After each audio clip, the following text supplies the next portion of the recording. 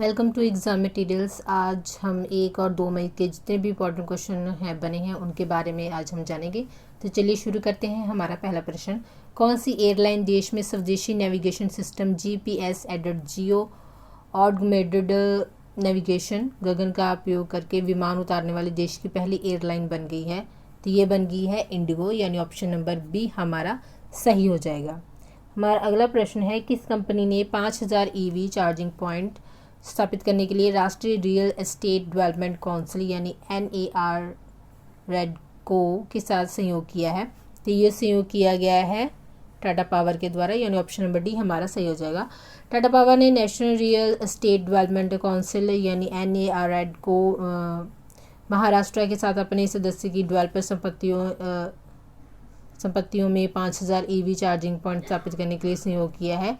और NARDCO के सदस्य डेवलपर की संपत्तियों के EV मालिकों के पास 24/7 वाहन चार्जिंग निगरानी सुविधाओं आदि तक पहुंच होगी। Tata power company limited Bombay Maharashtra Bharat में स्थित एक भारतीय विद्युत उपभोक्ता कंपनी है जो कि टाटा समूह का एक हिस्सा है। और कंपनी का मुख्य व्यवसाय बिजली उत्पन्न करना और संचालित करना है और साथ साथ वितरण करना भी है। और टाटा समूह की बात की जाए तो इनकी इस्टेब्लिशमेंट हुआ था 1911 में और इनके CEO हैं अभी फ़िलहाल में परवीर सिन्हा, जो कि 1 मई 2018 से अब तक बने हुए हैं। इसके फाउंडर थे टाटा सन्स के दोराबजी टाटा और इसका हेडक्वार्टर है मुंबई में। बढ़ चलते हैं हमारे अगले प्रश्न की ओर। हमारा अगला प्रश्न है, हाल ही में किस देश के द्वारा बिटकॉइन को कानूनी करेंसी के रूप में मान्यता दे दी गई है? तो ये मान्यता दे दी गई है सेंट्रल अफ्रीकन रिपब्लिक के द्वारा, यानी ऑप्शन नंबर सी हमारा सही हो जाएगा। सेंट्रल अफ्रीकन रिपब्लिक ने दुनिया की सबसे बड़ी और सबसे लोकप्रिय करेंसी बिटकॉइन को अपनी कानूनी करेंसी के रूप में मान्यता दे दी है। और इसके साथ ही ये ऐसा करने वाला दुनिया का दूसरा देश बन गया है। इसके साथ ही ये अफ्रीका महाद्वीप का पहला देश है जिसने बिटकॉइन को कानूनी करेंसी के रूप में अपनाया है। और इससे पहले पिछले साल सितंबर में एल सल्वाडोर ने बिटकॉइन को कानूनी करेंसी के रूप में अपनाने वाला दुनिया का पहला देश बना था।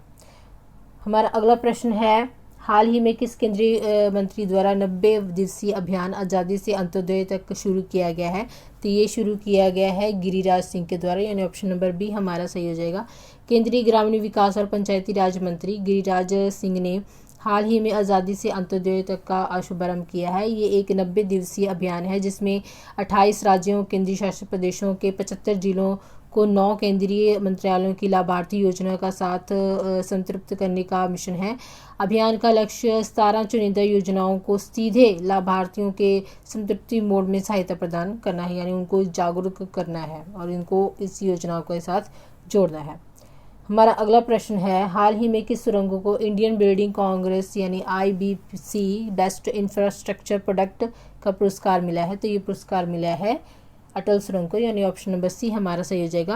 हिमाचल प्रदेश के रोहतांग में बनी अटल टनल को इंडियन बिल्डिंग कांग्रेस यानी IBC की बेस्ट इंफ्रास्ट्रक्चर प्रोजेक्ट का पुरस्कार मिला है। और न्यू ऑस्ट्रेलियन टर्निंग मेथड का उपयोग करके बनाई गई सुरंग को 3 अक्टूबर 2020 को PM मोदी ने राष्ट्र को समर्पित किया गया था। आपात स्थिति के दौरान निकासी के लिए मुख्य कैरिजवे के नीचे सुरंग क्रॉस सेक्शन में एक आपातकालीन सुरंग को एकीकृत किया गया है। और कुछ और बातें जान लेते हैं अटल सुरंग के बारे में। अटल बिहारी वाजपेयी के नाम पर ये एक राजमार्ग सुरंग है। ये भारत के हिमाचल प्रदेश के लेह मनाली राजमार्ग पर स्थित हिमालय के पूर्वी पीर पंजाल रेंज में रोहतांग के दरिए के नीचे इसे बनाया गया है। और वर्तमान में श्यामा प्रसाद मुखर्जी सुरंग से ये 9.20 किलोमीटर पर भारत में सबसे लंबी है और कश्मीर को देश के बाकी हिस्सों के साथ ये जोड़ती है। इसे Chenani Nashri tunnel Patni toy tunnel के नाम से भी जाना जाता है। किसे जाना जाता है? अटल सुरंग को। हमारा अगला प्रश्न है, अंतर्राष्ट्रीय श्रमिक दिवस किस तारीख को मनाया जाता है? तो ये तारीख को मनाया जाता है 1 मई को, यानी ऑप्शन नंबर ए हमारा सही हो जाएगा। 1 मई को अंतर्राष्ट्रीय श्रमिक दिवस मनाया जाता है। ये दिवस मजदूरों के आंदोलन के संघर्षों और बलिदानों की याद में मनाया जाता है। इसे मई दिवस के नाम से भी जाना जाता है। मई दिवस भारत, क्यूबा और चीन सहित 80 देशों में मनाया जाता है। 19वीं सदी में संयुक्त राज्य अमेरिका में मजदूर दिवस की उत्पत्ति का पता लगाया जा सकता है। 1 मई को विशेष रूप से 1886 में 8 घंटे की राष्ट्रव्यापी हड़ताल के उपलक्ष्य में मजदूर दिवस के चिन्हित करने की तारीख के रूप में चुना गया था, जो 1 मई से शुरू हुआ और शिकागो में यूएस के हैमरकोर्ट मामले के रूप में समाप्त हुआ था। ये पहली बार भारत में बात की जाए तो ये पहली बार भारत के चेन्नई में मनाया गया। फिर ये 1 मई 1923 को मद्रास के नाम से ये जाना गया। ये पहल हिंदुस्तान की लेबर पार्टी द्वारा की गई थी। कौन सी पहल? 1 मई को मनाने की मजदूर दिवस की पहल। पार्टी के नेता जो थे सिंगराव वल्लर ने इस अवसर को मनाने के लिए 2 बैठकों की व्यवस्था की गई थी, जिसमें ये निर्णय लिया गया था कि 1 मई को मजदूर दिवस मनाया जाए। उनको संबोधित करने के लिए, उनको प्रोत्साहित करने के लिए मजदूर दिवस मनाने का इसमें फैसला लिया गया था। हमारा अगला प्रश्न है, हाल ही में किसे एशिया के प्रतिष्ठित विटलेरी गोल्ड अवार्ड से सम्मानित किया गया है? तो ये सम्मानित किया गया है चारुदत्त मिश्रा को, यानी ऑप्शन नंबर बी हमारा सही हो जाएगा। प्रसिद्ध हिम तेंदुआ विशेषज्ञ और वन्यजीव संरक्षणवादी चारुदत्त मिश्रा ने प्रतिष्ठित विटलेरी गोल्ड अवार्ड जीता है। ये अवार्ड उन्हें एशिया के उच्च पर्वतीय पारिस्थितिक तंत्र में बड़ी बिल्ली प्रजातियों यानी तेंदुओं के संरक्षण और पुनः प्राप्ति में स्वदेशी समुदायों को शामिल करने के लिए उनके योगदान के लिए प्राप्त हुआ है। प्रिंसेस हैनी ने मिश्रा को लंदन की रॉयल जियोग्राफिक सोसाइटी में ये पुरस्कार प्रदान किया। ये उनका दूसरा विटलेरी फंड फॉर नेचर यानी WFN अवार्ड है। उन्हें वर्ष 2005 में उन्हें ये पहला अवार्ड इसका मिला था। हमारा अगला प्रश्न है, किस बैंक ने वरिष्ठ नागरिकों के लिए अपने मोबाइल बैंकिंग प्लेटफॉर्म पर वर्ल्ड गोल्ड नामक एक नई सुविधा शुरू की है? तो ये सुविधा शुरू की गई है बैंक ऑफ बड़ौदा के द्वारा, यानी ऑप्शन नंबर डी हमारा सही हो जाएगा। बैंक ऑफ बड़ौदा ने वरिष्ठ नागरिकों के लिए अपने मोबाइल बैंकिंग प्लेटफॉर्म पर एक नई सुविधा लॉन्च की है, जिसका नाम है बॉम वर्ल्ड गोल्ड नामक एक नई सुविधा लॉन्च की गई है। बॉम वर्ल्ड गोल्ड जो कि बड़े नागरिकों की आवश्यक और अक्सर उपयोग की जाने वाली सेवाओं और अन्य लेन देन के मामलों में सामने आता है, ताकि वह होम स्कीम पर आसानी से उपलब्ध हो सके। बैंक ऑफ बड़ौदा की बात की जाए तो इसका हेडक्वार्टर कहाँ पर है? अलकापुरी यानी जो कि वडोदरा गुजरात में। और इसकी स्थापना कब हुई थी? 20 जुलाई 1908 को वडोदरा में हुई थी। और इनके संस्थापक कौन थे? सयाजीराव गायकवाड़। ठीक है जी। हमारा अगला प्रश्न है, हाल ही में दूसरे खेलो मास्टर्स गेम का आयोजन कहाँ पर किया जा रहा है? तो ये किया जा रहा है नई दिल्ली में, यानी ऑप्शन नंबर सी हमारा सही हो जाएगा। युवा मामलों और खेल मंत्री अनुराग ठाकुर ने नई दिल्ली में त्यागराज स्टेडियम में दूसरे खेलो मास्टर्स गेम्स का दिल्ली 2022 का उद्घाटन किया है। ये 30 अप्रैल से लेकर 3 मई तक चलेगा। इसमें 8 खेलों में 23 राज्य और केंद्र शासित प्रदेशों के 30 से लेकर 95 वर्ष की आयु के अधिक आयु वर्ग के लोग के लगभग 3000 खिलाड़ी भाग ले रहे हैं। खेलों को बढ़ावा देने के लिए ये एक अच्छा प्रयास है। हमारा अगला प्रश्न है, राजस्थान में मियाँ का बाड़ा रेलवे स्टेशन का नाम बदलकर क्या रखा गया है? तो ये रखा गया है महेश नगर हॉल्ट, यानी ऑप्शन नंबर बी हमारा सही हो जाएगा। हमारा अगला प्रश्न है, किस देश ने पोलैंड और बुल्गारिया को रूबल में भुगतान करने में विफलता के कारण गैस की आपूर्ति रोक दी है? तो ये उनके रोक दी गई है रूस के द्वारा, यानी ऑप्शन नंबर ए हमारा। रूस ने पोलैंड और बुल्गारिया में प्राकृतिक गैस की आपूर्ति बंद कर दी गई है, क्योंकि उनके द्वारा ये कहा गया था कि वह इसकी तेल का भुगतान जो कि गैस का भुगतान बदले में रूबल लेंगे, जो कि रूस की करेंसी है। लेकिन वे ऐसा करने में विफल रहे थे। कौन? पोलैंड और बुल्गारिया, जिसके कारण ही रूस ने उनको गैस की आपूर्ति हाल ही में रोक दी है। बढ़ चलते हैं अगले प्रश्न की ओर। हमारा अगला प्रश्न है, सूचना प्रौद्योगिकी उद्योग संगठन नेस्कॉम ने किसको 2022-23 के लिए चेयरमैन नियुक्त किया है? तो ये चेयरमैन नियुक्त किया गया है कृष्ण रामानुजन, यानी ऑप्शन नंबर बी हमारा सही हो जाएगा। हमारा अगला प्रश्न है, किस राज्य ने रूस और सीरिया के बीच रूसी नागरिक और सैन्य उड़ानों के लिए अपना हवाई क्षेत्र बंद कर दिया गया है? तो ये बंद कर दिया है तुर्की ने, यानी ऑप्शन नंबर बी हमारा सही हो जाएगा। तुर्की ने सीरिया जाने वाले रूसी सैन्य और नागरिक विमानों के लिए अपना हवाई क्षेत्र बंद कर दिया गया है। उनकी ये अनुमति अप्रैल में ख़त्म हो गई थी, यानी ये अनुमति उनको अप्रैल तक के लिए ही दी गई थी। अब मई चढ़ गया, तो इसलिए मई का महीना होने के कारण अब उन्होंने ये सेवा बंद कर दी गई है। गौरतलब है कि तुर्की नाटो का सदस्य है और वह रूस और यूक्रेन में संतुलन बनाए बैठाने की काफ़ी कोशिश कर रहा है, लेकिन इसमें वो असफल रहा है। तुर्की रूस के खिलाफ अंतर्राष्ट्रीय प्रतिबंधों को शामिल नहीं हुआ, उन्होंने इतने लागू नहीं किए, लेकिन फिर भी उन्होंने कुछ रूसी युद्धपोतों के लिए काले सागर यानी ब्लैक सी में प्रवेश के मार्ग को पूरी तरह से बंद कर दिया है। किसके लिए? रूस के लिए। हमारा अगला प्रश्न है, किसने मराठी पुस्तक अमित शाह अनि भजापची वत्सल का विमोचन किया है? ये विमोचन किया है देवेंद्र फडणवीस के द्वारा, यानी ऑप्शन नंबर सी हमारा सही हो जाएगा। इस पुस्तक की बात की जाए तो इस पुस्तक में अमित शाह के जीवन और यात्रा और भाजपा के निर्माण में उनके योगदान के दस्तावेजीकरण के बारे में पूरी तरह से वर्णन किया गया है। इस पुस्तक का नाम मराठी पुस्तक है, तो इसका नाम भी मराठी भाषा में ही है।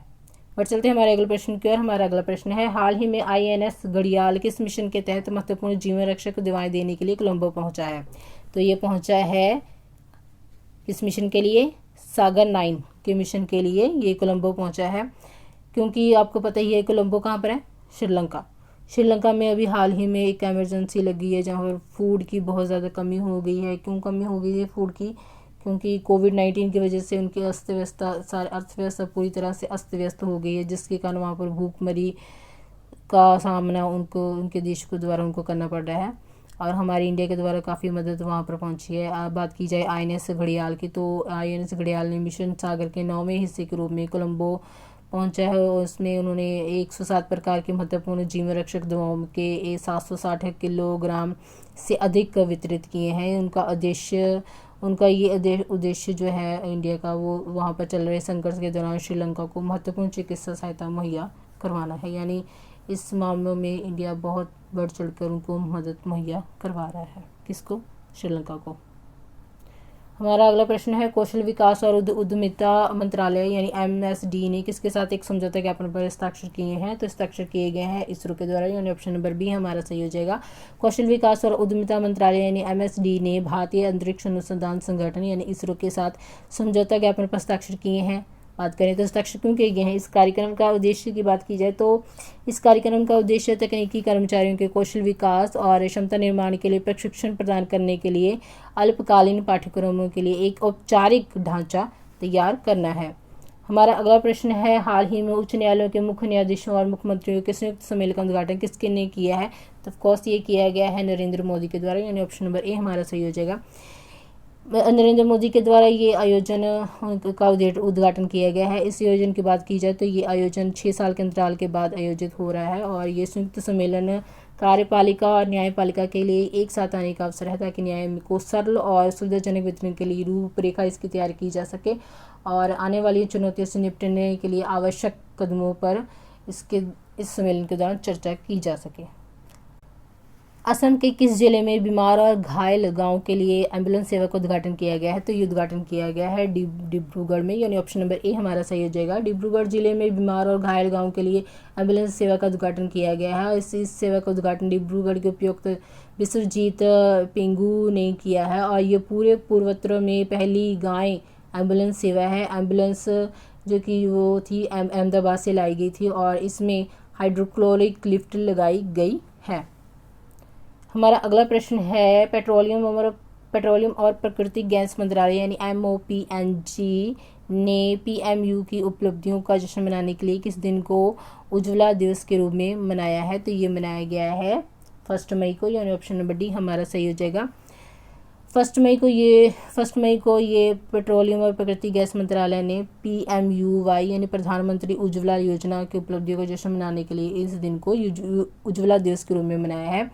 ये योजना की बात की जाए तो ये योजना 1 मई 2016 को उत्तर प्रदेश के बलिया में PM मोदी के द्वारा शुरू की गई थी और इस योजना में प्रत्येक BPL यानी जो गरीबी रेखा से नीचे के परिवार को मुफ्त LPG सिलेंडर प्रदान करके उनके सामाजिक समावेश की दिशा में एक बड़ा कदम है। हमारा अगला प्रश्न है, हाल ही में कहां पर देश के पहले एथेनॉल प्लांट का उद्घाटन किया गया है? तो ये उद्घाटन किया गया है बिहार में, यानी ऑप्शन नंबर बी हमारा सही हो जाएगा। बिहार के पहले एथेनॉल प्लांट का उद्घाटन किया गया है। एक निजी निवेशक द्वारा स्थापित 105 करोड़ रुपए का संयंत्र केंद्र सरकार द्वारा बिहार सरकार की एथेनॉल उत्पादन और संवर्धन नीति 2021 को मंजूरी देने के बाद से विकसित ये पहला संयंत्र है और जीरो वेस्ट डिस्चार्ज का उपयोग कर नवीनतम तकनीक से स्थापित एथेनॉल प्लांट 15 एकड़ में बनाया गया है और यह प्रतिदिन 130 टन चावल की भूसी और 150 टन मक्का या चावल किसानों से खरीदता है और ये देश का पहला अनाज आधारित एथेनॉल संयंत्र है। तो देश का पहला एथेनॉल प्लांट कहाँ पर स्थापित किया गया है, मोस्ट इंपॉर्टेंट क्वेश्चन है, कहाँ पर किया गया है, बिहार में। तो फ्रेंड्स ये थे कुछ महत्वपूर्ण प्रश्न। अगर आपको वीडियो अच्छी लगी हो तो आप इसे लाइक और शेयर करें। अगर आप चैनल पर नए हैं तो इसे सब्सक्राइब करें चैनल को। धन्यवाद।